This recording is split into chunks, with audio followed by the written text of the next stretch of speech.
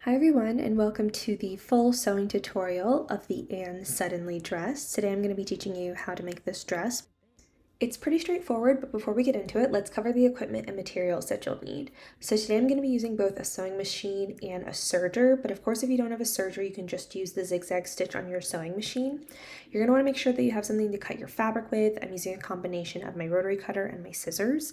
When it comes to actually marking my fabric, I like to use invisible pens because you can use heat to remove the marks, so it's just super easy. Make sure too that you have pins. I highly recommend pinning, whether you're a beginner or an expert. It just makes things so much easier.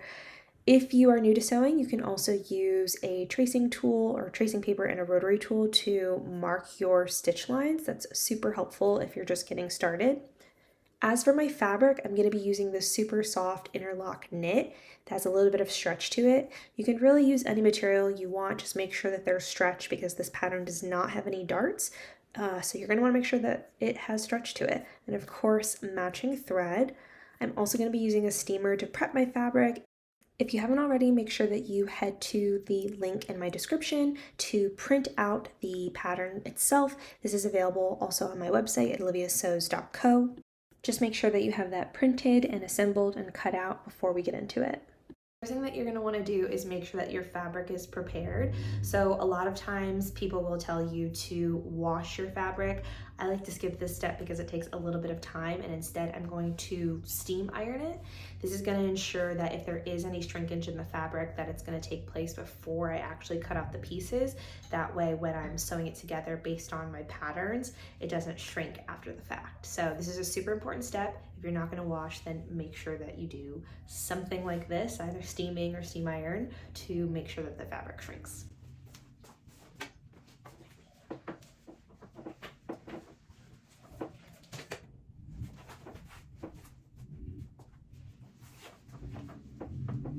Now that my fabric is ironed, I'm going to go ahead and lay it out and start cutting out my pattern pieces. My pieces are on the fold, but if you are using the pattern that is available on my website, then you can actually print it just all the way flat so you don't have to cut on the fold. Anything else that I need to remind you?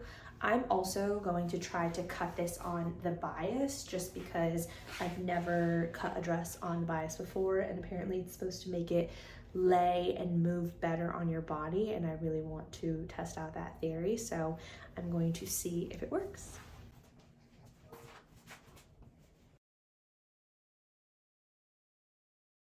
If you can, try to weigh down your pattern pieces on the fabric. That way, as you are cutting it out and as you are doing the trace lines, you don't move the pattern piece. So I'm actually going to use my rotary cutter for this, but you can definitely just use a pair of scissors as well. I just prefer the rotary cutter because it's easier, but make sure if you do that, that you have one of these cutting mats underneath.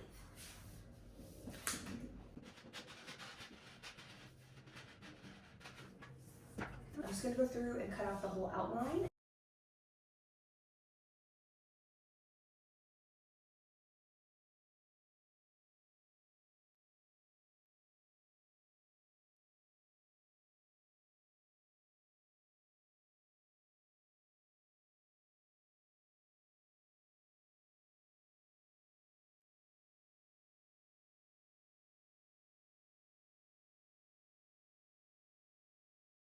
I'm going to go through and mark my notches. This is super important just in case this does get knocked any certain way. I can outline it, I can make sure to line it up by the outside of the pattern piece, but also the notches. Also, when you are actually putting the pieces together, both the front and back, the notches will help you understand to make sure whether or not you've pinned it in the right place and that everything is lining up correctly so that you don't make any mistakes in the fit. This is also going to be super important when it comes to our bias that we're doing, the bias tape that we're doing on the necklines and on the armholes. I'm using a notch tool. You can also use a pair of scissors, but just make sure that when you do this, you don't go into the seam line. Also make sure that when you fold together your pieces, you have it right sides together. My fabric is the same on both the front and back, so it's not as big of a deal for me.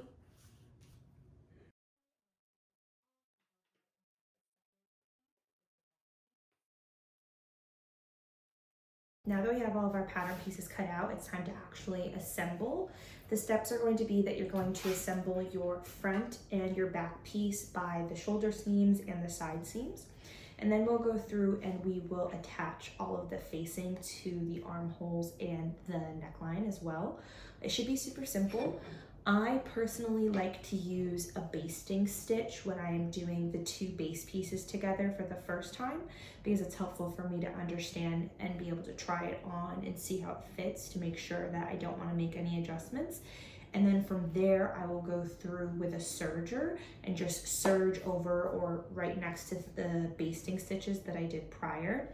It's just super helpful so that you don't have to serge the pieces together and then seam rip all those serge stitches.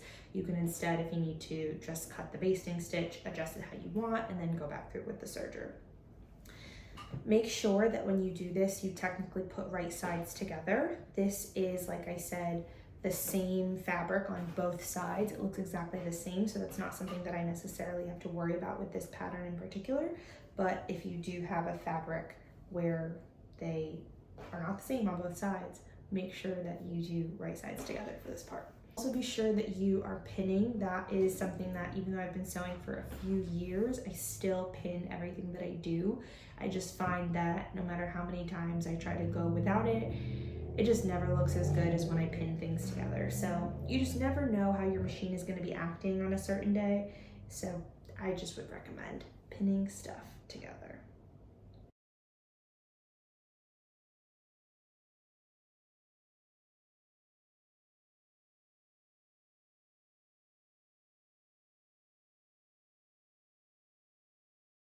As you can see, I already pinned the shoulder seams. We're going to skip pinning the armhole because we do not want to obviously close this. This is where your arm needs to go through.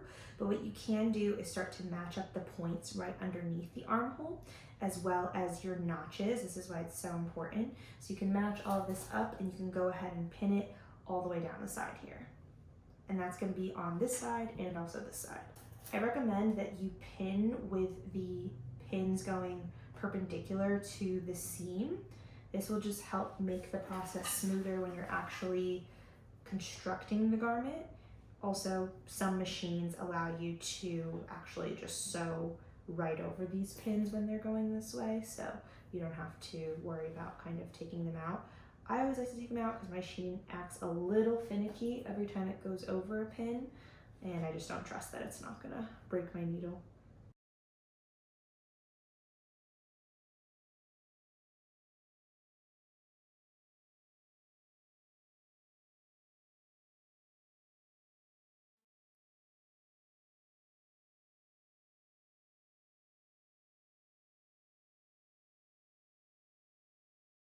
Because I'm just doing a basting stitch right now, the settings for my machine are a straight stitch, a 4, which is the highest it will go, and a 6 for width, which is the highest it'll go. I also, because I did not mark my actual sewing lines with tracing paper onto my fabric, I've marked on my machine with this blue painter's tape my seam allowance, which is 5/8 of an inch. That way I know, so when my fabric is going through the machine and I'm sewing, oops, my needle's up. Down. When my fabric is going through the machine and I'm sewing it, I'm going to want to try to line up the edges of my fabric with the edge of this blue tape here. It's a little trick that makes it easier. Feel free to steal that. It's made my world of sewing. It's made my job a lot easier whenever I'm trying to put something together and I don't have the time to do the actual sewing lines. Tracing lines just brings it all together in one. So I'm just going to go ahead and sew my basting stitch on my seam allowance. Want to make sure that you don't do a back stitch here, because if you need to remove it, then you don't want that to be in there. And we're just going to go ahead and get started.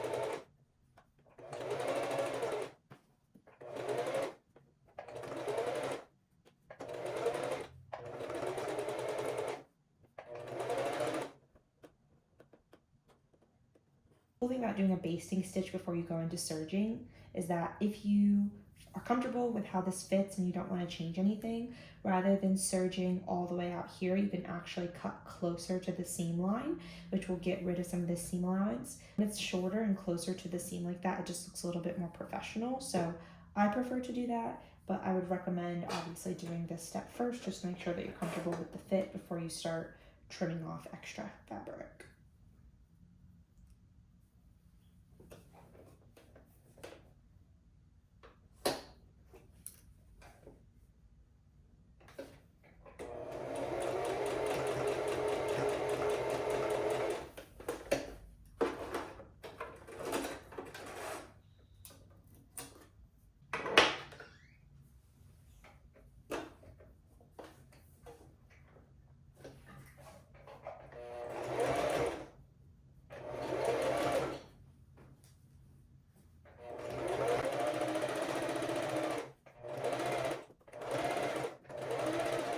Decided that I'm pretty happy with the fit.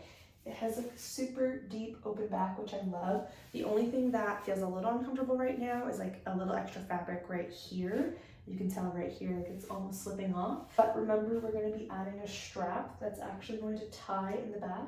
So it'll hold these two pieces together. Therefore, we won't really have any of that. It's just a little bit hard to tell right now. But the main thing that you want to pay attention to is how it fits in the waist, making sure that it's not too tight on the bust area. You do want a little bit of ease right now. And then also just making sure that the length is good. I'm happy with this length, so I'm just gonna go ahead and do a double hem there.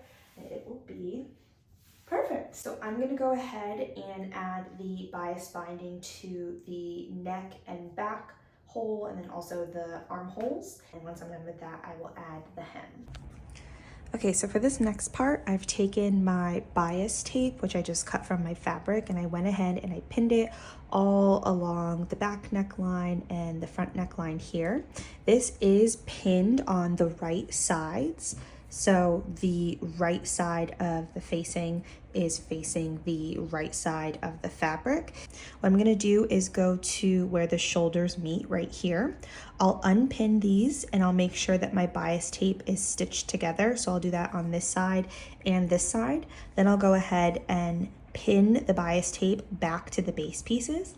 And then I'll go around and I'll do a stitch all along the edge here.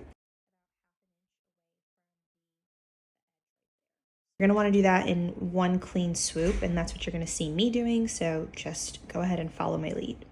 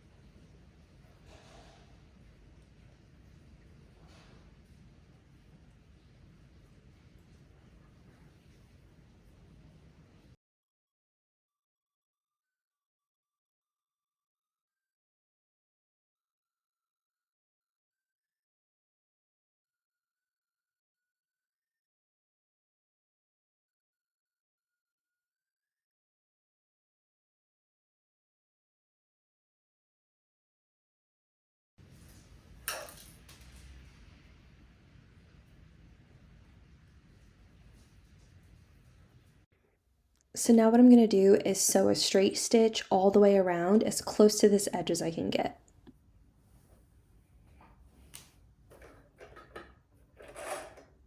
Be careful when you're sewing underneath that your flaps are kind of laying flat. You want them to go over smoothly and not like this, because that'll just make it clunkier and harder to do.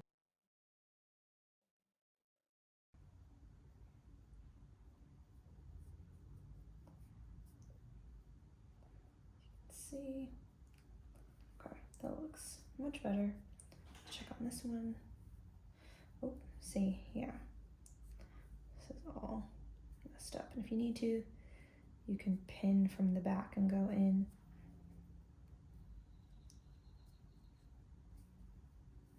Then it's all laying super smooth.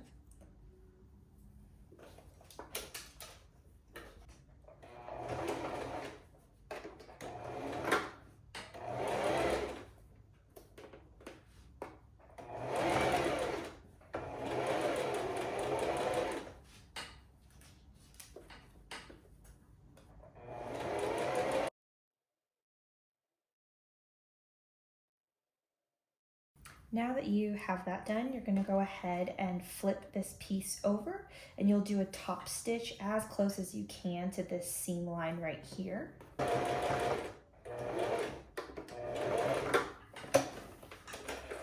Now that you have this done, what you're gonna wanna do is take your flap and fold it all the way over so that it lines up with your edge right here.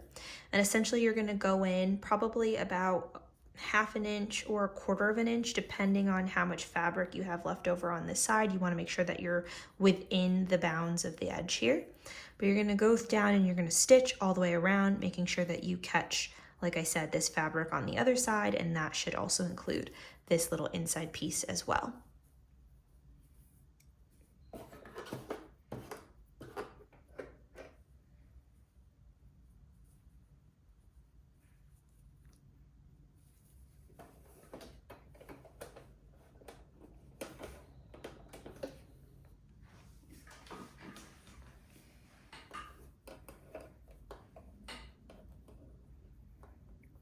Make sure that as this is going through, go slow if you need to, and make sure that these pieces are laying as flat as possible. Up my tension a little.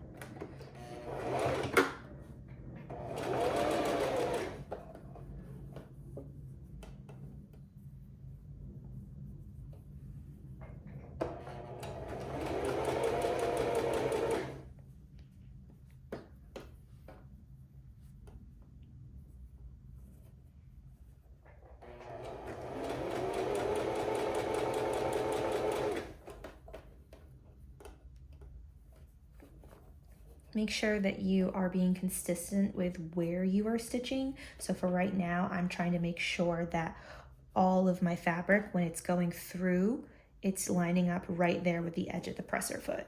That way the stitches from where they're stitched to the edge of the fabric, which is going to be the neckline, are all even.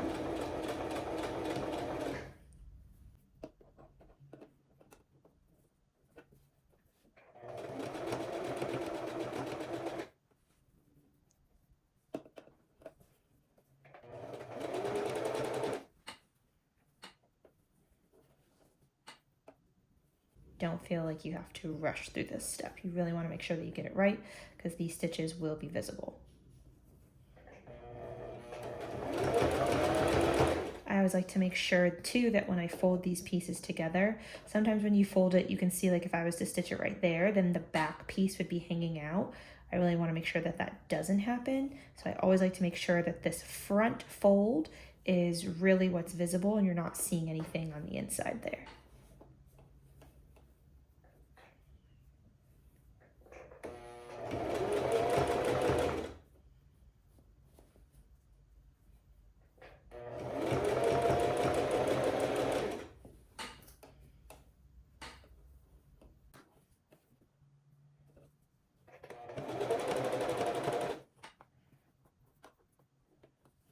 When you're done, you should flip it over and it'll look something like this, which is super nice and clean. But what we're gonna go ahead and do is just cut right along the stitch line there to clean up the inside. This is optional, but I like to do this because, like I said, it just helps to make sure that everything looks super well finished. So you can just cut as close as you possibly can. Be careful not to cut your actual base piece when you do this, but a good way to do it is to just lay it flat and be careful not to get your stitches when you do this. Unfortunately, my camera died before I was able to finish the straps and the hem, so I'm going to go ahead and demonstrate that for you right now. For the straps, you're going to want to make sure that you have a loop turner, and then also I cut this little plastic straw out of a soap bottle. But essentially what you're going to do is you're going to fold your strap and you're going to sew in diagonally from the corner and then start to adjust so that you're sewing in the middle, and you'll just go all the way down in a straight line like I'm about to demonstrate for you right now.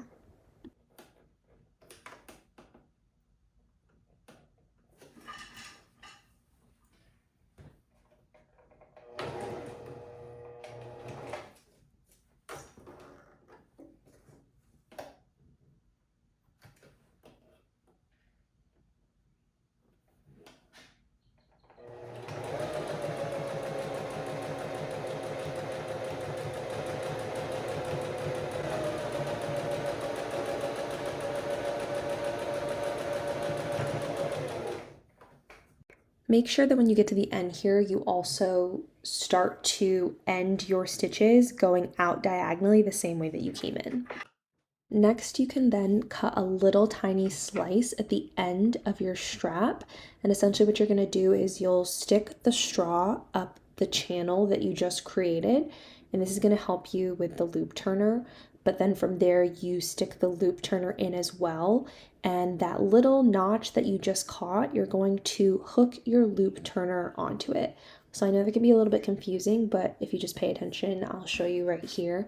I basically just catch the little loop that I just made on my loop turner, and then I pull it in towards the straw. The straw will make sure that it just stays super clean and the loop turner doesn't catch on anything else, but then you're just going to go ahead and pull that all the way through.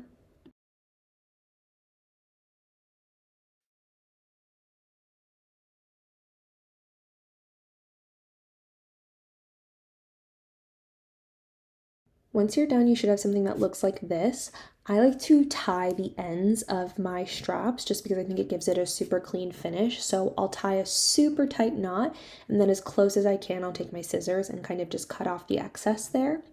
The other end of the strap, how you'll attach it to the dress is you'll essentially fold it over, make sure that it's folded inwards, and then you'll do a straight stitch to attach that to the dress. And I'll show you in just a second where on the dress you'll want to attach it, but just make sure that you do a straight stitch here because that's going to look the best.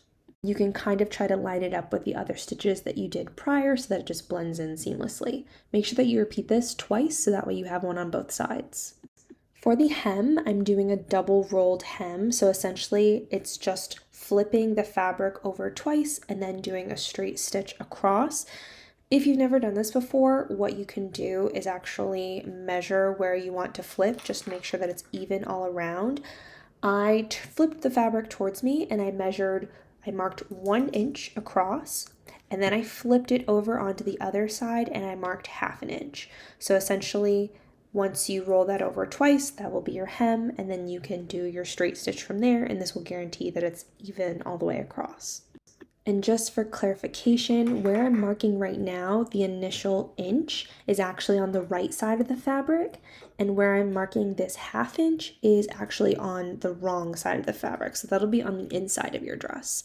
Now, if you want to change these measurements, you are more than welcome to do so. It is personal preference depending on how big you want your hem to look, the length of the dress itself. You can also cut it shorter if you want and do this, or you can factor in more in the hem and roll even more. It's completely up to you, which is why I love sewing so much. You can make things fit exactly how you want them to, so feel free to adjust as needed here.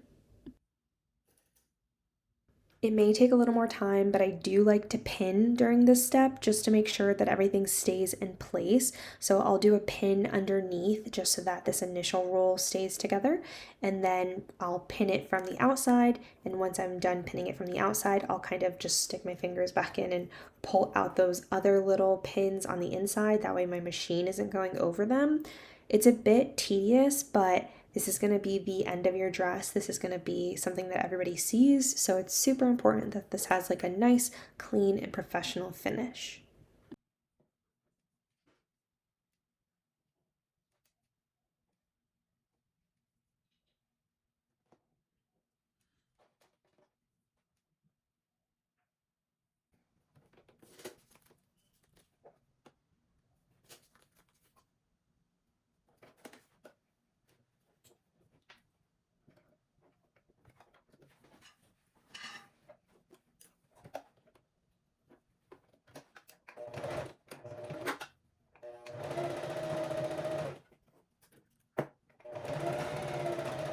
Hello and congrats on finally finishing the dress. I wanted to very quickly before the end of the tutorial try it on for you just so that you can get an idea of what it should look like. But overall, I'm super happy with how it turned out. The open back is just so cute, especially contrasting this super high boat neck. And then I love how instead of being super fitted, it's a little bit more A-line, so you have a little bit more freedom and movement. The material that I picked is super comfortable, and I highly recommend just going with some sort of lightweight knit because it just moves on the body really nicely. I did cut this on the bias, so I think that that probably helps, but just make sure that you either cut it on the bias or you cut it so that the stretch is going width-wise, horizontally. This is what the back looks like. The straps are done. And yeah, I'm super pleased and excited with how it turned out. If you have any questions, then make sure that you leave them in the comments, send me a message. I'm really active on Instagram, so if you go to Olivia Sews _ on Instagram, you can send me a DM there and I'm happy to answer any of your questions. But I hope you enjoyed this tutorial. I hope you found it helpful and I cannot wait for the next one. Thanks guys.